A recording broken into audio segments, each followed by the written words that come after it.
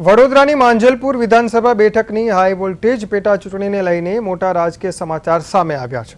આ બેઠક પરથી કોંગ્રેસના સત્તાવાર ઉમેદવાર અને પૂર્વ ઉદ્યોગ મંત્રી ભીખાભાઈ રબારીએ વડોદરા કલેક્ટર કચેરી ખાતે જઈને વિધિવત રીતે પોતાનું ઉમેદવારી ફોર્મ ભર્યું। ફોર્મ ભરવાના આ પ્રસંગે કોંગ્રેસના કાર્યકરો અને સમર્થકો મોટી સંખ્યામાં કલેક્ટર કચેરીએ ઉમટી પડ્યા હતા અને શક્તિ પ્રદર્શન કર્યું હતું। ભીખાભાઈ રબારીના સમર્થનમાં ગુજરાત પ્રદેશ કોંગ્રેસ સમિતિના અધ્યક્ષ અમિત ચાવડા અને વડોદરા શહેર કોંગ્રેસ પ્રમુખ ઋત્વિજ જોશી પણ હાજર રહ્યા હતા। આ ઉપરાંત મહાનગરપાલિકાના કોંગ્રેસના નગરસેવકો અને સિનિયર આગેવાનોએ પણ હાજરી આપી ઉમેદવારને જીતના આશીર્વાદ આપ્યા હતા। યોગેશભાઈ પટેલે વર્ષો સુધી આ વિધાનસભામાં કામ કર્યું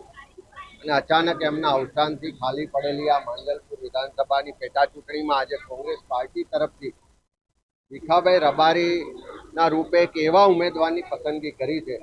કે જે સામાન્ય ગરીબ પરિવારમાંથી આવી બી મિકેનિકલ સુધીનો અભ્યાસ કર્યો, સંગઠનમાં શહેર કોંગ્રેસથી લઈને વોર્ડથી લઈને પ્રદેશ સુધી કામ કર્યું, વિધાનસભામાં ચૂંટાઈને રાજ્ય સરકારના મંત્રી તરીકે ઉર્જા ઉદ્યોગ સહિત અનેક વિભાગોમાં કામ કર્યું અને નકશી પ્રમાણિક કહી શકાય કે જેણે ક્યારેય પૈસાને નહીં પણ લોકોને પ્રાધાન્ય આપ્યું। ભૂતકાળની અંદર પણ જે આ એરિયાની આખા શહેરની આખા ગુજરાતની અંદર જે મેં કામગીરી કરી છે એઝ એ ઉદ્યોગ મંત્રી કરી છે, એનર્જી મિનિસ્ટરે કરી છે, સેવા આખા ગુજરાત અને વડોદરા શહેરને પણ આપી। ઇલેક્ટ્રિક ખાતું કોર્પોરેશન જોડે હતું અને ટ્યુબ લગાવી હોય ને તો પૈસા નહોતા, એવી હાલતમાં હતું તો વીજળી મંત્રી તરીકે મેં ખાતું લઈ લીધું અને જે એની અંદર એક્સપાન્શન કરીને બધું કર્યું તો આ શહેરની અંદર 33,000 50,000 ઝૂંપડાઓને લાઇટ આપી,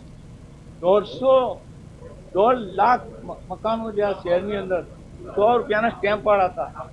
એને પણ વીજળી